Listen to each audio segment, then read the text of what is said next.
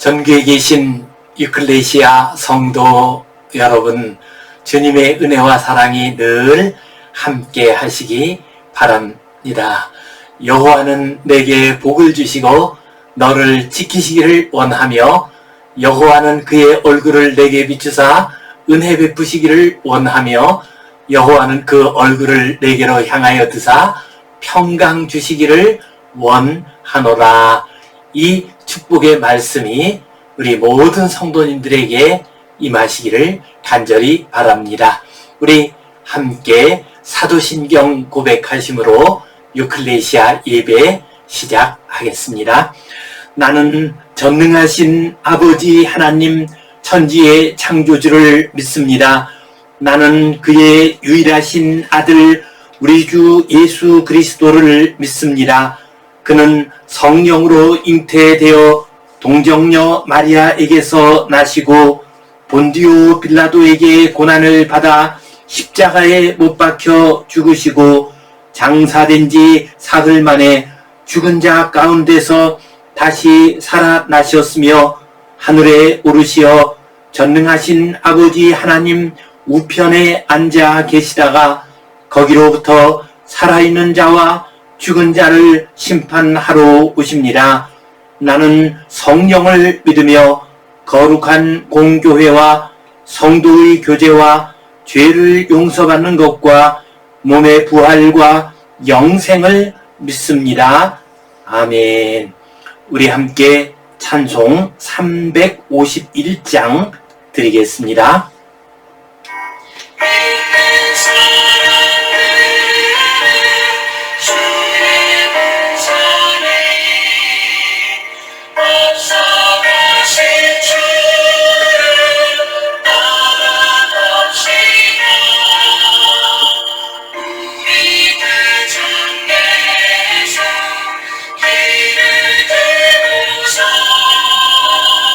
적절하는 곳에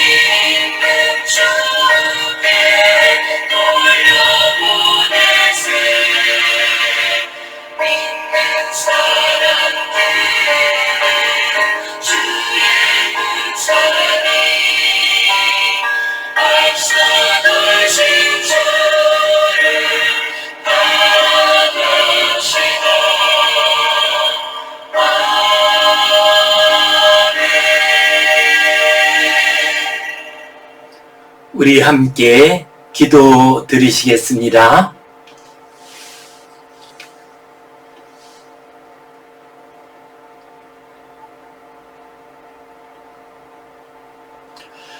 하나님 아버지, 은혜에 감사합니다. 오늘도 주님 앞에 나와 예배하는 모든 주의 자녀들의 예배를 받아 주시옵소서. 한없는 은혜와 복을 내려 주시옵소서. 광야와 같은 인생길을 잘 걸어갈 수 있는 힘과 믿음과 사랑을 더하여 주시옵소서. 주님, 간절히 구합니다. 코로나 바이러스 질병이 하루바삐 떠나가게 하여 주시옵소서. 질병으로 고통당하는 모든 이들의 고통이 떠나가게 하여 주시옵소서. 주님, 인도에서 많은 생명이 코로나로 희생되고 있습니다. 주여 불쌍히 여겨주시고 회복되게 하여 주시옵소서. 주님, 지금 이 시간 일터에서, 가정에서, 병원에서 교회에 가지 못하고 예배하는 많은 주의 자녀들이 있습니다. 주님, 도와주시고 은혜 내려주시고 복 내려 주시옵소서. 주님께 온전히 의탁하오며 예수님 이름으로 기도하옵나이다. 아멘. 하늘에 계신 우리 아버지, 아버지의 이름을 거룩하게 하시며 아버지의 나라가 오게 하시며 아버지의 뜻이 하늘에서와 같이 땅에서도 이루어지게 하소서. 오늘 우리에게 일용할 양식을 주시고 우리가 우리에게 잘못한 사람을 용서하여 준 것 같이 우리 죄를 용서하여 주시고 우리를 시험에 빠지지 않게 하시고 악에서 구하소서. 나라와 권능과 영광이 영원히 아버지의 것입니다. 아멘. 오늘은 믿음의 전수 7번째 말씀으로 내 자녀를 위하여 싸우라, 이 제목 가지고 함께 은혜를 나누겠습니다. 괴물이라는 영화가 2006년에 나왔습니다.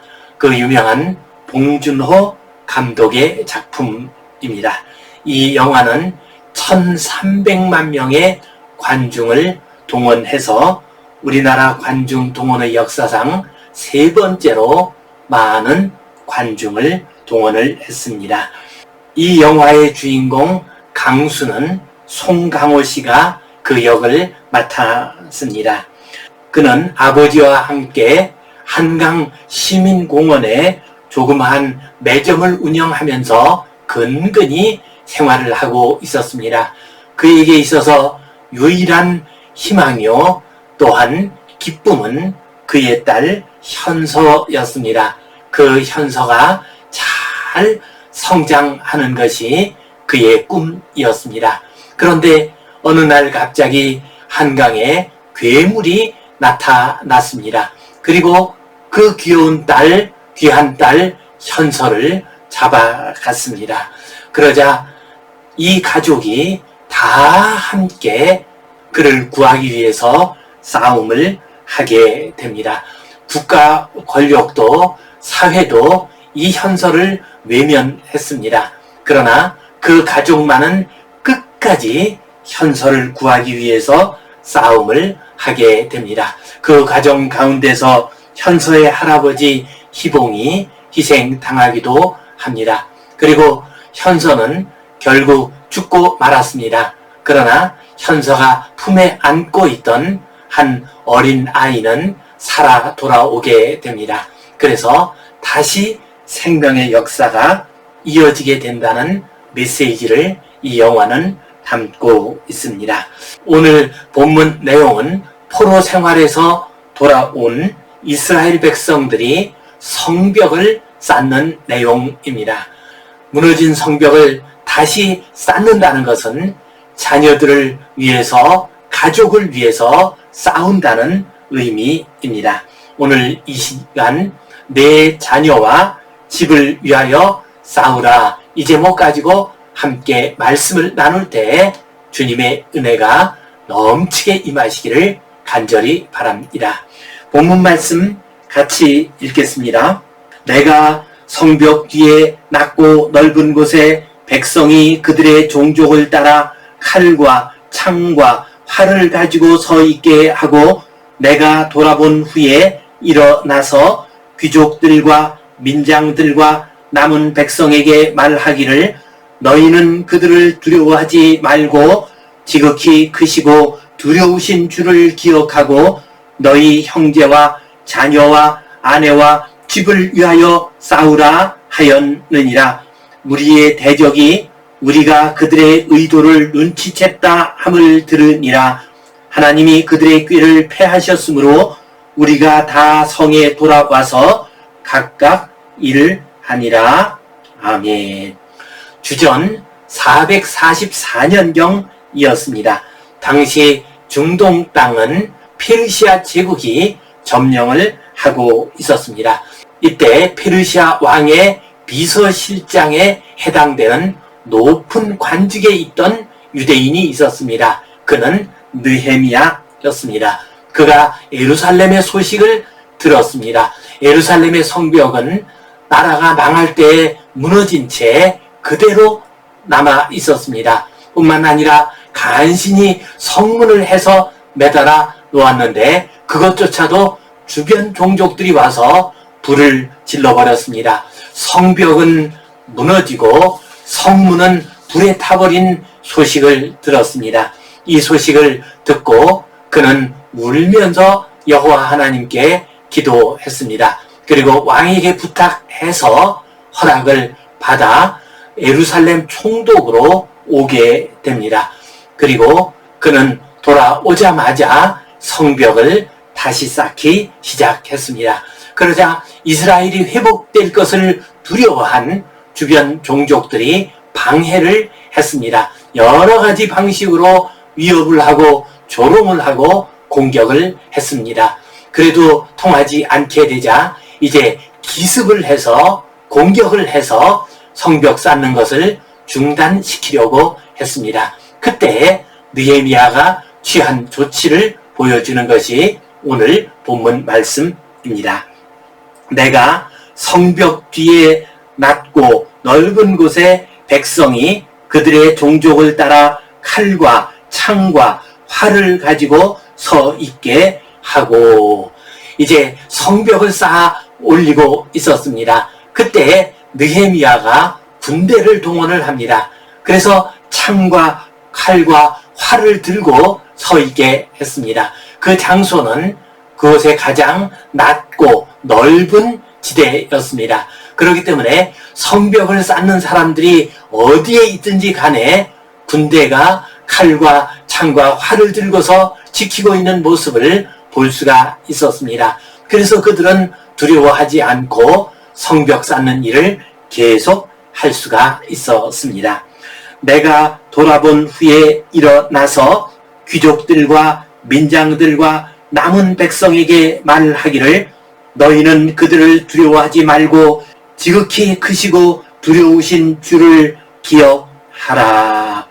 이제 느헤미야가 전체를 둘러보았습니다. 그러고 나서 귀족들과 백성의 지도인 자인 민장과 그리고 일반 백성들에게 말을 했습니다.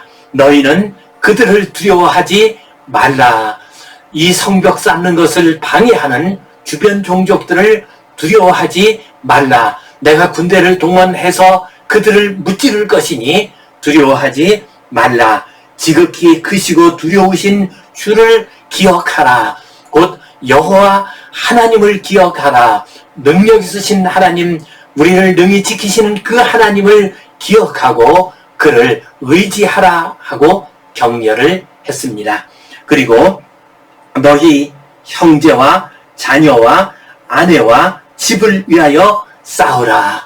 너희의 가족들이, 너희의 자녀가 평안하게 살아갈 수 있도록 적들의 손에 해를 당하지 않도록 하기 위해서 우리가 성벽을 쌓는 것이다. 그러므로 너희는 형제와 자녀와 아내와 집을 위해서 싸우라 하고 격려를 했습니다. 이렇게 격려를 하고 나자 이제 성벽 쌓는 공사가 계속 진행될 수 있었습니다. 우리의 대적이 우리가 그들의 의도를 눈치챘다 함을 들으니라. 하나님이 그들의 꾀를 패하셨으므로 우리가 다 성에 돌아가서 각각 일하니라. 이 모습을 보고서 적들이 알게 되었습니다. 자기들이 기습 공격하는 것을 방비하고 있다는 것을 알았습니다. 그래서 그들이 기습 공격하는 것을 포기를 했습니다. 그러자 하나님이 그들의 꾀를 패하셨다라고 고백하면서 이스라엘 백성들이 각자의 자리로 돌아왔습니다. 그리고 자기가 맡은 일들을 계속해서 하게 됩니다. 그렇습니다. 이 일은 주전 444년경에 있었던 일입니다. 돌아온 이스라엘 백성들이 52일 만에 성벽 쌓기를 완성하게 됩니다. 그들이 그 힘든 일을 그렇게 짧은 기간에 완성할 수 있었던 것은 그들이 가족과 자녀들을 위해서 싸웠기 때문이었습니다. 우리들도 이 시대를 살아가면서 우리의 자녀들과 우리의 가족을 위해서 싸워야 할 일들이 많이 있습니다. 내 자녀를 위하여 싸우라 하는 이 말씀 붙들고 이 어지럽고 혼탁한 세상과 싸워서 우리의 믿음을 잘 증거하는 복된 주의 백성들 되시기를 간절히 바랍니다. 오늘 이 말씀 가지고 우리가 기억해야 할 소중한 교훈과 의미 두 가지를 생각해 보겠습니다. 첫 번째로 우리들은 자녀들의 미래를 위해서 싸워야 하겠습니다. 느헤미야가 너희는 너희 자녀들을 위하여 싸우라 하고 말을 했습니다. 그 의미가 무엇입니까? 너희 자녀들의 미래를 위해서 싸우라. 너희의 자녀들이 잘 성장해서 하나님의 백성이 될 수 있도록 싸우라. 너희의 자녀들이 하나님의 자녀로서 감사와 기쁨 가운데 행복하게 살아갈 수 있도록 싸우라 하고 말을 했습니다. 우리들도 그래야 합니다. 우리의 자녀들의 미래를 위해서 싸워야 합니다. 우리의 조상들도 지금까지 그렇게 싸워왔습니다. 우리의 선조들은 그 자녀들의 미래를 위해서 일제와 싸웠습니다. 또한 공산주의와 싸웠습니다. 그리고 자녀들이 잘 먹고 잘 성장할 수 있도록 하기 위해서 그 힘들고 어려운 가난과 싸웠습니다. 우리의 조상들이 또한 지금 우리가 싸우고 있는 것은 모두 다 우리의 자녀들의 미래를 위해서 싸우는 것입니다. 우리 자녀들, 그들은 지금 절망과 공포 가운데 있습니다. 그들은 자신들의 미래에 대한 꿈을 상실하고 있습니다. 그래서 우리 자녀들이 3포 세대이다, 5포 세대이다 라는 말을 하기도 합니다. 곧 연애를 하지도 않고 결혼을 하지도 않고 자식을 낳지도 않는 그러한 세대가 되었습니다. 이러한 3포 세대의 모습을 잘 보여준 드라마가 있습니다. KBS 주말 드라마 황금빛 내 인생이라는 드라마의 한 장면입니다. 이 드라마의 주인공은 지태와 수아라고 하는 젊은 부부입니다. 그런데 이 수아가 원하지 않았음에도 불구하고 임신을 하게 되었습니다. 아이를 가지게 되었습니다. 그러자 이 아이를 지우려고 합니다. 그때 지태는 어떻게 하든지 이 아이를 낳자고 말을 합니다. 그래서 두 부부 사이에 갈등이 일어나게 되고 여러 가지 다툼이 일어나는 것이 이 드라마의 중요한 스토리가 되고 있습니다. 그때 수아가 말을 합니다. 왜 우리가 이 아이를 낳아서는 안 되는가를 이야기를 합니다. 이 아이를 낳게 되면 그들은 미친 집값과 미친 교육비와 또한 비교와 경쟁 가운데서 살아야 한다. 우리 힘으로는 이 아이를 제대로 기를 수가 없다. 그러므로 우리가 이 아이를 낳아서는 안 된다라고 말을 합니다. 그렇습니다. 삼포 세대의 젊은이들, 우리 다음 세대의 젊은이들은 무엇보다도 현실에 대한 불안 가운데 있습니다. 미래에 대한 두려움 가운데서 살아가고 있습니다. 우리의 후손들이 지금 느끼고 있는 이 불안과 이 두려움과 싸워야 합니다. 우리가 어떻게 해야 싸울 수 있습니까? 그것은 우리가 우리의 후손들에게 소망을 주어야 합니다. 하나님의 말씀으로 믿음 가운데서 우리가 우리 후손들에게 소망을 줄 때 우리는 이 싸움에서 이길 수가 있습니다.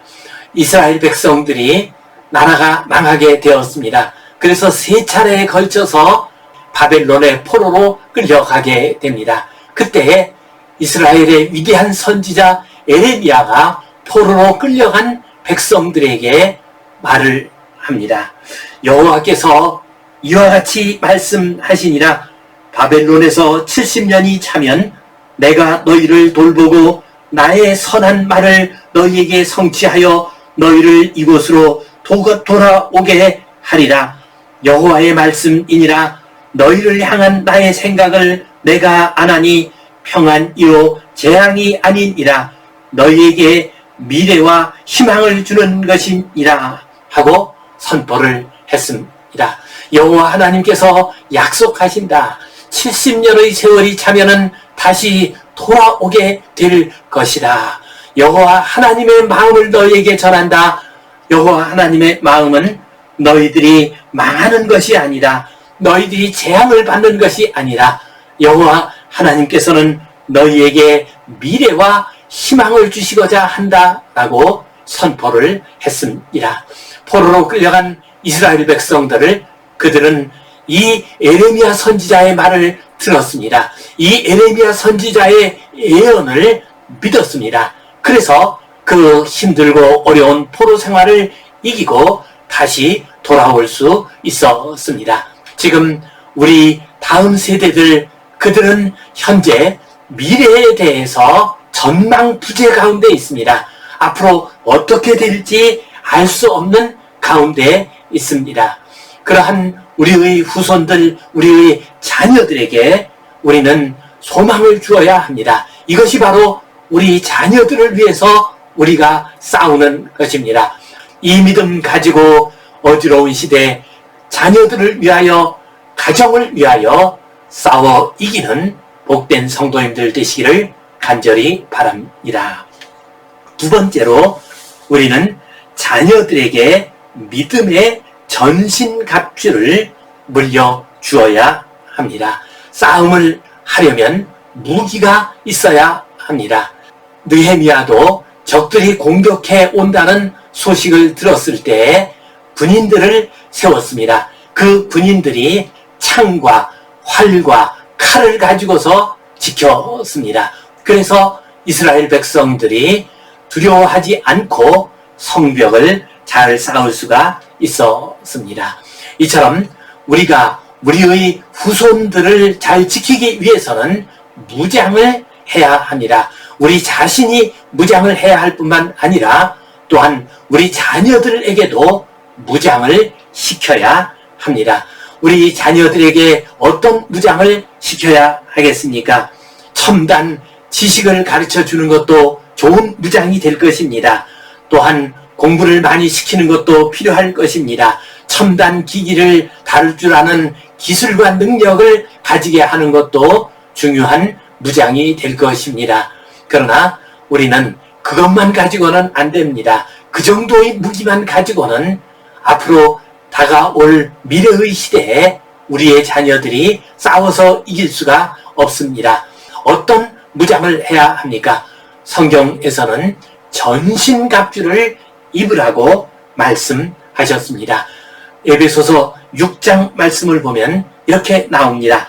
그러므로 하나님의 전신갑주를 취하라. 이는 악한 날에 너희가 능히 대적하고 모든 일을 행한 후에 서기 위함이라. 그런즉 서서 진리로 너희 허리띠를 띠고 의의 호심경을 붙이고 평안의 복음이 준비한 것으로 신을 신고 모든 것 위에 믿음의 방패를 가지고 이로써 능히 악한 자의 모든 불화살을 소멸하고 구원의 투구와 성령의 검 곧 하나님의 말씀을 가지라 하고 말씀하셨습니다. 그렇습니다. 우리가 이 어지럽고 혼탁한 세상과 싸워야 합니다. 우리의 자녀들을 넘어뜨리고 있는 이 절망과 좌절과 싸워야 합니다. 우리 자녀들이 느끼고 있는 이 불안과 두려움과 싸워야 합니다. 그리고 이러한 싸움을 잘 하기 위해서는 우리 자신이 전신갑주를 입어야 합니다. 무장을 해야 합니다. 우리의 자녀들 역시도 앞으로 자신들의 삶을 살아가면서 계속해서 싸워야 할 것입니다. 우리가 이 세상을 떠나고 난 다음에도 우리 자녀들이 믿음의 길을 가면서 싸워야 하는 싸움은 계속 될 것입니다. 그러므로 우리의 자녀들이 잘 싸울 수 있도록 하기 위해서도 또한 전신갑주를 입어야 합니다. 우리의 자녀들에게도 진리의 허리띠를 띠게 하고 의의 호심경을 붙이도록 하고 복음의 신발을 신기고 믿음의 방패를 들게 하고 구원의 투구를 쓰게 하며 성령의 검을 들고 나가도록 해야 합니다. 우리가 비록 이 세상을 떠난 다음에도 우리의 자녀들이 이와 같은 전신갑주를 입게 되면 싸워서 이길 것입니다. 로마는 전신갑주를 입고서 전 세계를 지배하는 가장 오랜 세월 세계를 지배한 그러한 제국을 이루었습니다. 우리의 자녀들 역시 로마의 군대와 같은 전신갑주를 입고서 앞으로 나아가게 될 때 앞으로 역사 속에서 이 사회 속에서 어떤 어려운 문제가 일어나게 되고 어떤 환란이 온다 할지라도 싸워서 이길 것입니다. 사랑하는 성도 여러분, 우리는 우리 자녀들의 미래를 위해서 싸우시라. 우리 자녀들이 두려움과 근심에서 벗어날 수 있도록 싸우시라. 그리고 우리 자녀들도 앞으로 잘 싸울 수 있도록 전신갑주를 우리의 자녀들에게 입힙시다. 우리의 믿음을 잘 전수합시다. 그래서 하나님 나라의 크고 놀라운 역사가 우리 세대를 통해서 또한 우리의 후손들을 통해서 계속되는 놀라운 은혜가 임하시기를 주님의 이름으로 축원합니다. 기도하겠습니다. 하나님 아버지, 은혜에 감사합니다. 어지럽고 혼탁한 세상입니다. 느헤미야 시대의 가정과 자녀들을 위하여 그들이 싸우며 성벽을 세웠습니다. 이와 마찬가지로 우리 자녀들을 위하여 우리도 싸우게 하여 주시옵소서. 전신갑주를 입고 나아가 싸우게 하여 주시옵소서. 주님께 온전히 의탁하오며 예수님 이름으로 기도하옵나이다. 아멘. 이제는 우리 주 예수 그리스도의 은혜와 하나님 아버지의 크신 사랑과 성령님의 감동, 감화하심, 교통하심, 위로하심, 회복하심의 역사가 자녀들과 집을 위하여 싸우기를 소원하는 전신갑주를 입고 나아가 이 세상과 싸워 이기고자 하는 모든 주의 백성들을 위해, 우리의 자녀들과 우리 다음 세대들 위해 이제로부터 영원토록 함께 하시옵기를 간절히 축원하옵나이다. 아멘.